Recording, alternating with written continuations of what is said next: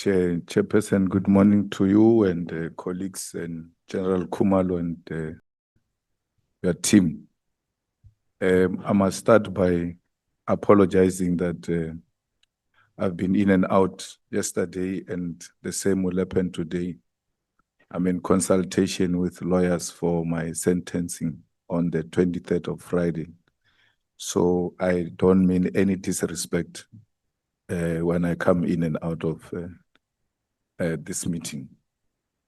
The first thing I would like to raise with you, General, is that I appreciate the fact that you're saying you act in a professional manner. But you will know that sometimes police act out of what is expected of them. And that's why we've got institutions like IPID to look at that kind of conduct.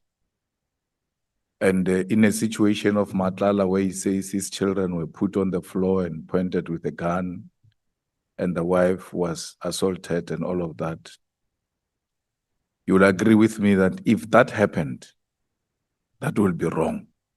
It's an unacceptable conduct that no African child should be subjected to.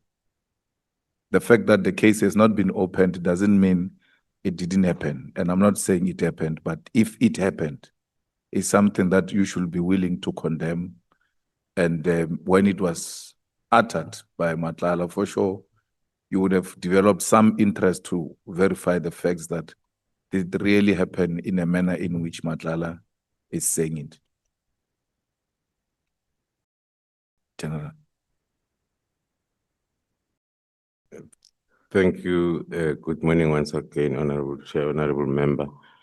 Indeed, we try by all means to be as professional as possible because we are developing the culture of thorough investigation and developing a culture of engaging whoever the person of interest is. After the evidence then by Mr. Matlala, indeed one did revisit the reports and then discussions with the operational commander to confirm. But as the Honorable Member is rightfully pointing out, if there are allegations maybe that are beyond our view from the reports that we receive from the team, Mr. Matlala then is allowed to come forward, not to us, but through the structures like IPID to lay complaint. Thanks, General. When you got arrested at the airport, how did you feel about it, that you get to be subjected to that kind of treatment as a senior police officer? Did you know about it before?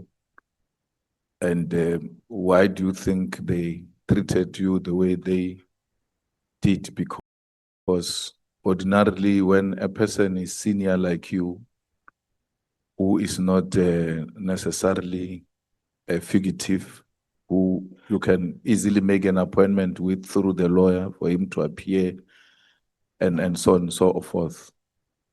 What really transpired there? Thank you, Honorable Member. It did not feel right. One had to look back at the investment that one has done in his own integrity for the past 34 years.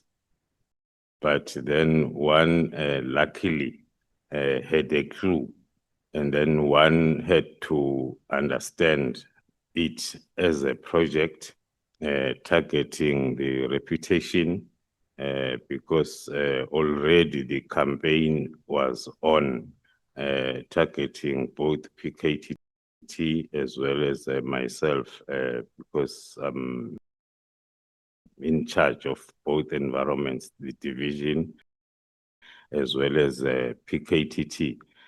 It did not feel the PKTT. It did not feel well, but then one had to accept it as it was clear that the objective is really to, because if we may compare, out of all the rest of the junior officers were called to come. I'm the only one who was not called, who was then arrested at the airport the way it happened. And you'll agree with me that arrests like that are not conducted by senior police officers, like a general coming to arrest a general. Ordinarily, it will be a very junior member of the police, junior than you, who comes and effect the arrest. Yes, I agree, Honorable, through you, Honorable Chair, Honorable Member. It was junior members, even the senior investigating officer was not present.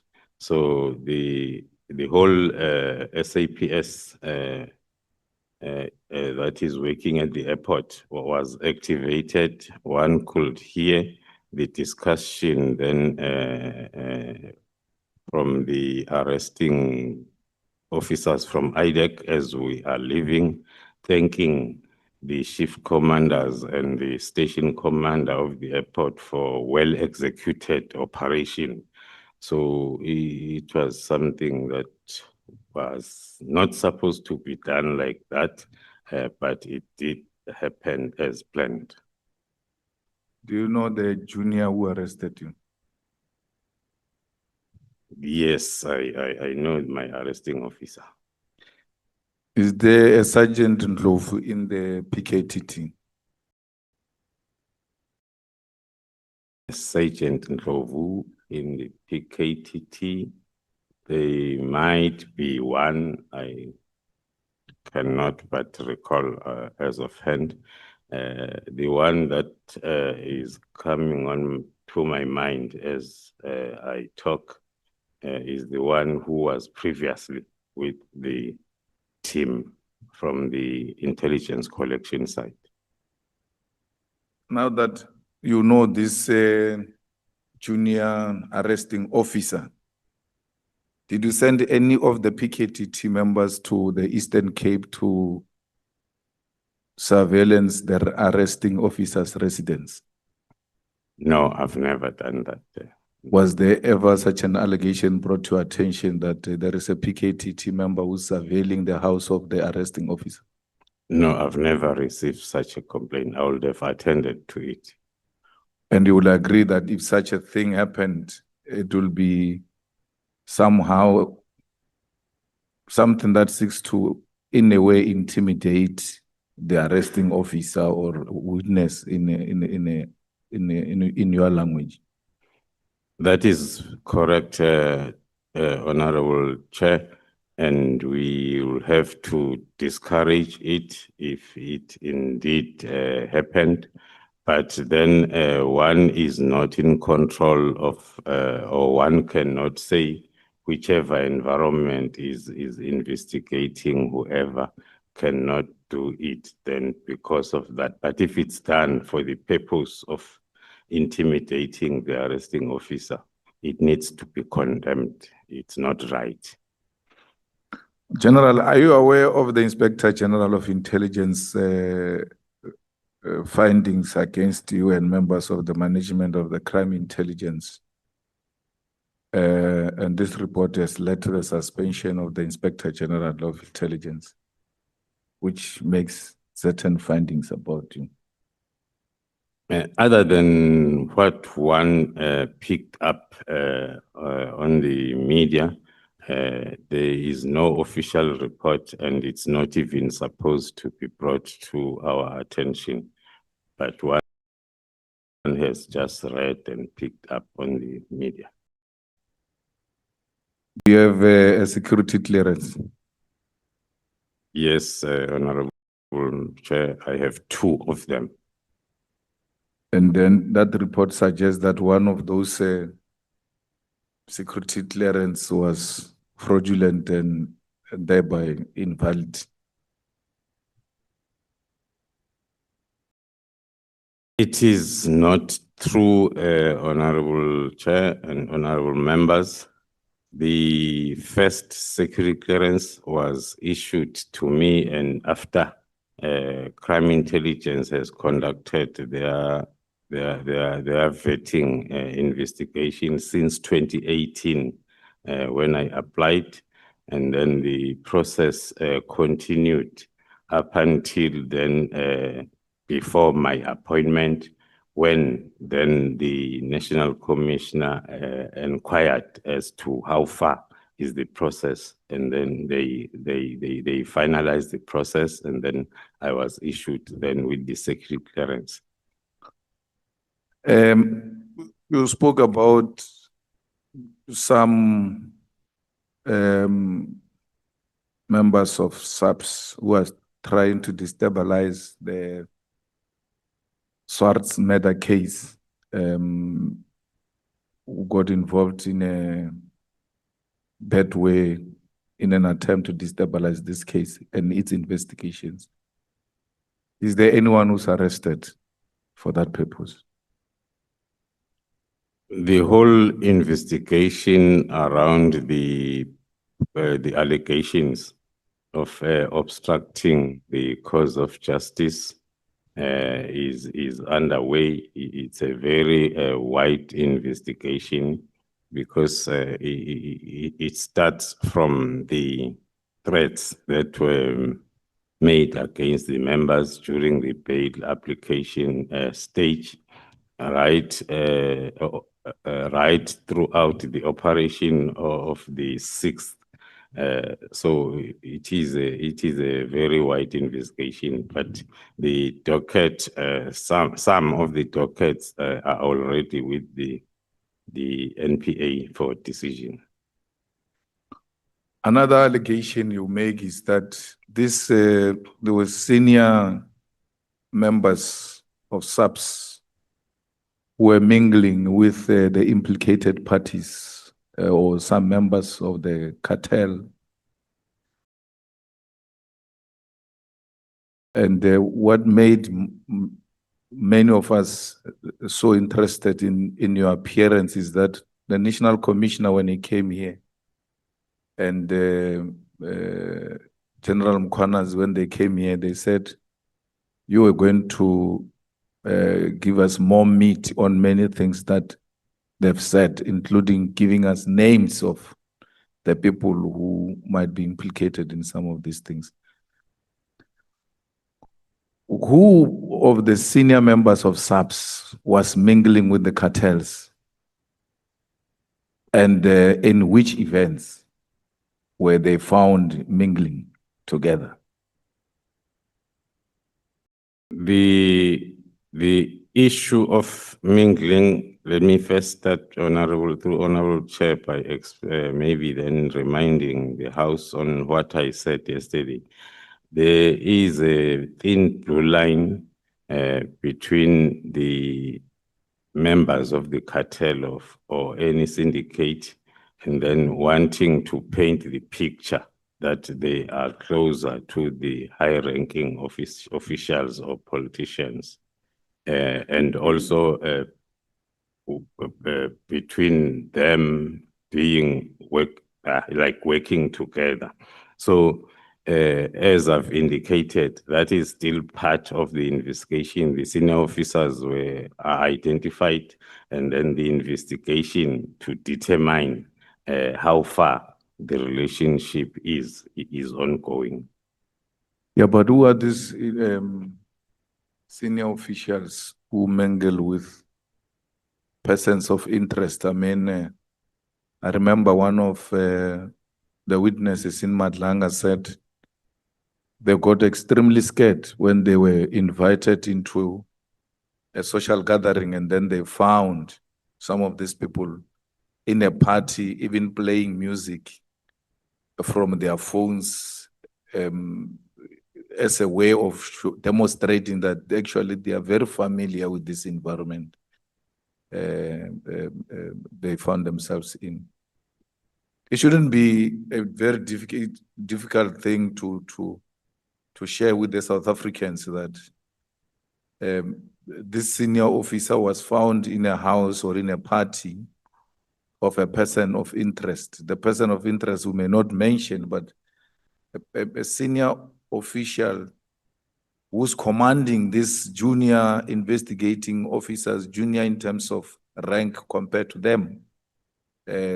Some even get instructions from them on how certain things need to be done. The next thing, they find these thugs sitting with senior police officials. We should be able to get names, because that is the whole idea why we are here. We are not here to just search in the air. We want something that is touchable, something tangible, so that when we leave here, we're able to make the necessary recommendations and say whatever needs to happen to whoever if we find that indeed there is some involvement with wrong people who are involved in destroying the future of our children in this country. Thank you, Honorable Chair, honorable members. Referring to the evidence under oath led by witnesses A, B, and C in Madanga Commission, they are referring to some events where then they will be called to attend some social gatherings, and then they will find then senior officers also being together with their persons of interest in the investigation. They mentioned the provincial commissioner of Gauteng, the Major General Shibiri that I referred on yesterday.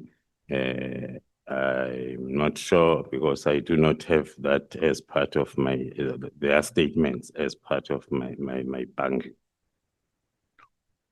When did the National Commissioner ask you to take over the investigation which brought Matlala to your side? When was that?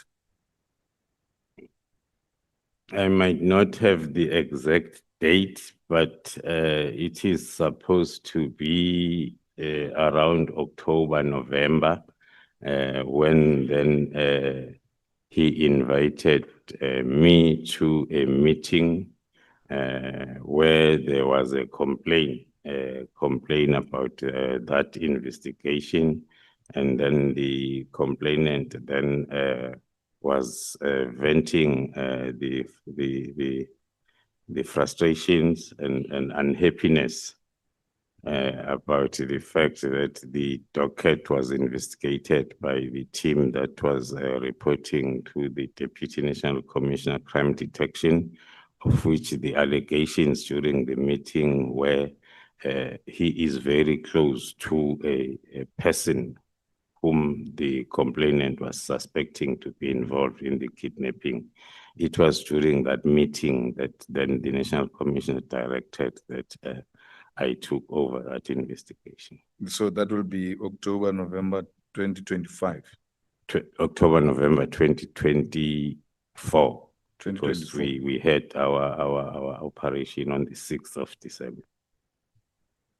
When a national commissioner was asked a question about whether he knows Matlala or not, early 2025, he said, no, I did not know who the owner of the company was. I also did not know who Vusimuzi Matlala is. But he referred Vusimuzi Matlala to you in October, November 2024. And when asked whether he knows Vusi Matlala, he says, no, I don't know the person.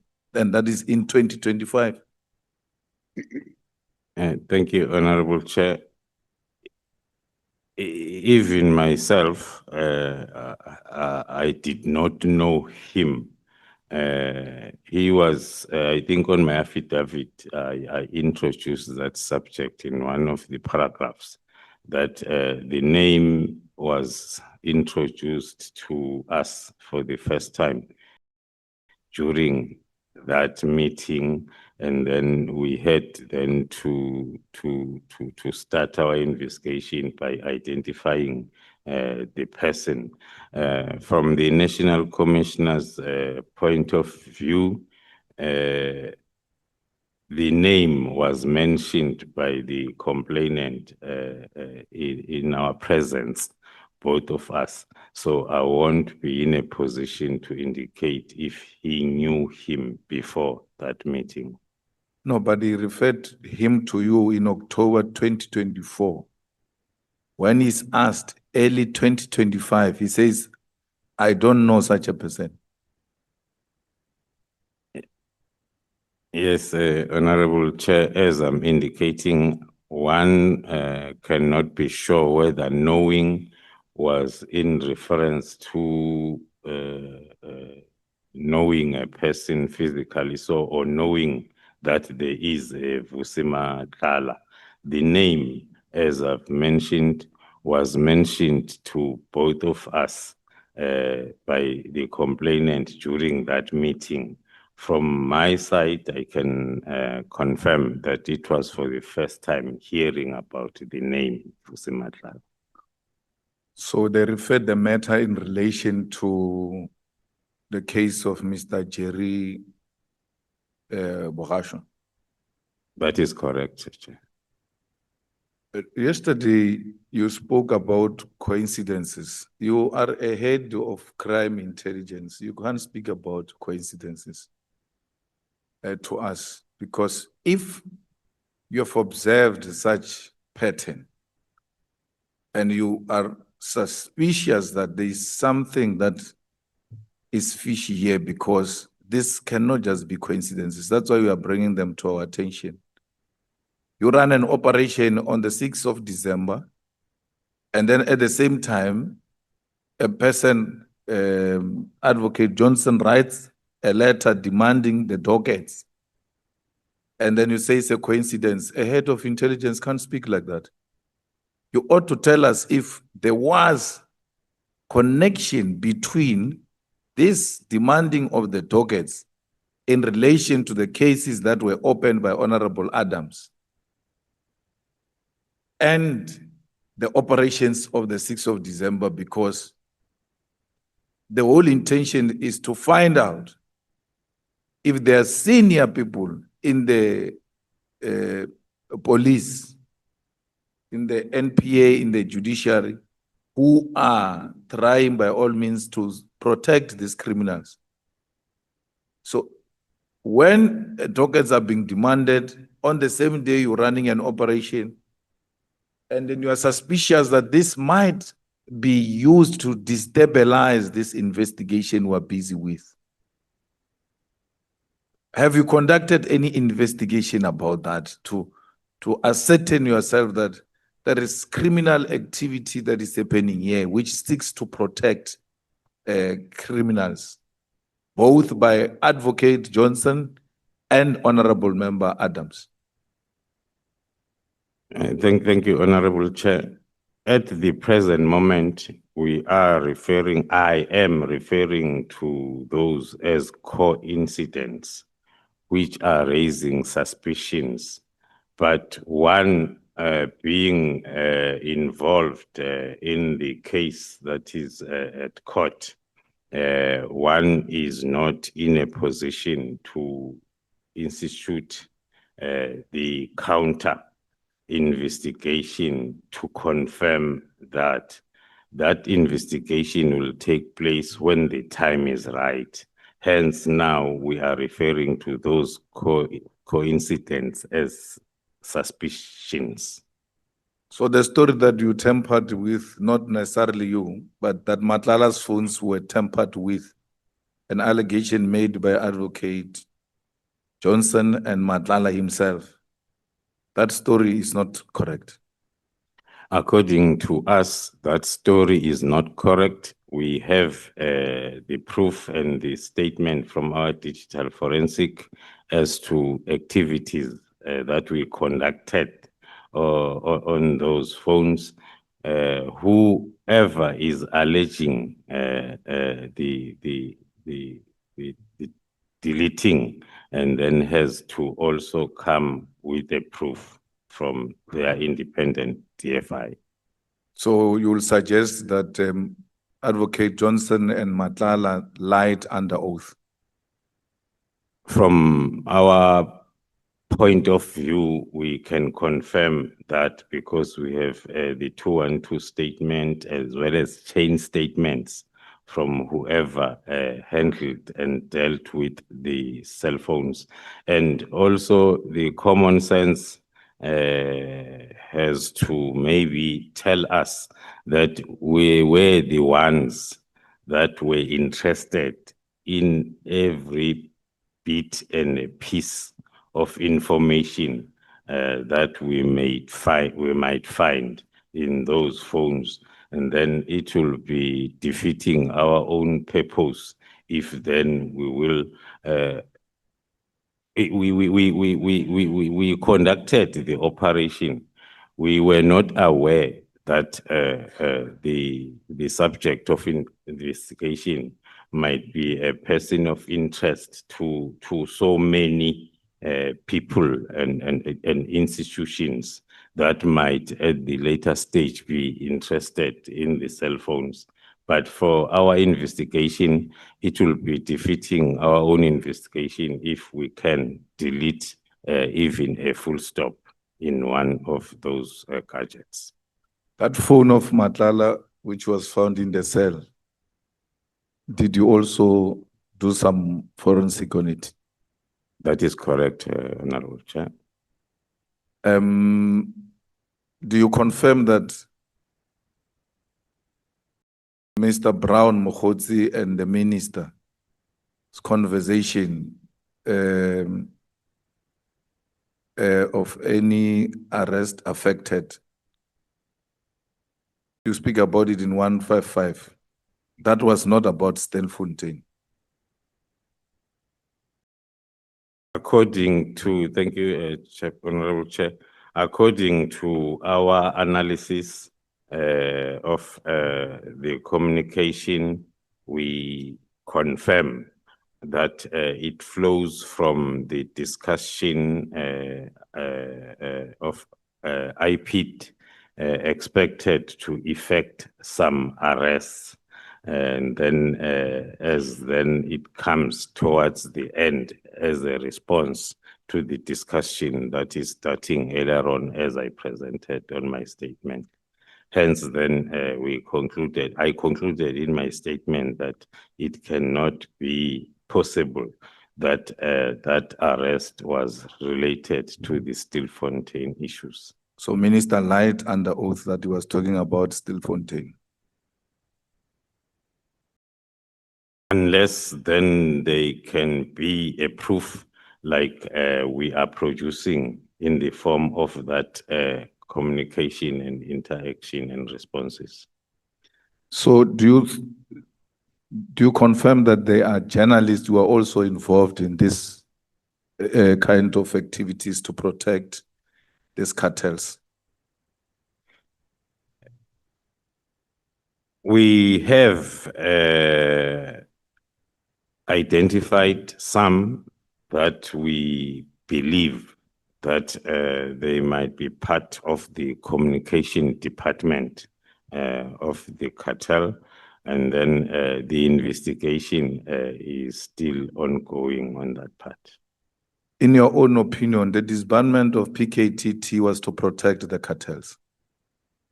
Up to so far, we are convinced based on the reasons that are contained in my statement that before the first takedown on the 6th of December, one had never received any complaint or any issue, negative issue around the PKTT.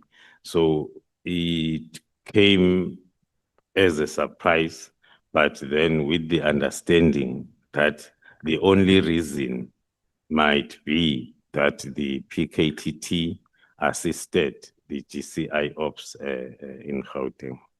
The National Commissioner, when he came, he said you are going to give us names of the politicians you are investigating. Are you able to share those names of politicians who might be involved in corruption that you are investigating? As I've indicated during my testimony, Honorable Chair, that as per the legal framework, we are not allowed to identify a subject of investigation until the investigation is finalized. And then thank you so much, honorable members. Any judge? The next speaker is Mbangazita from the Inkatha Freedom Party.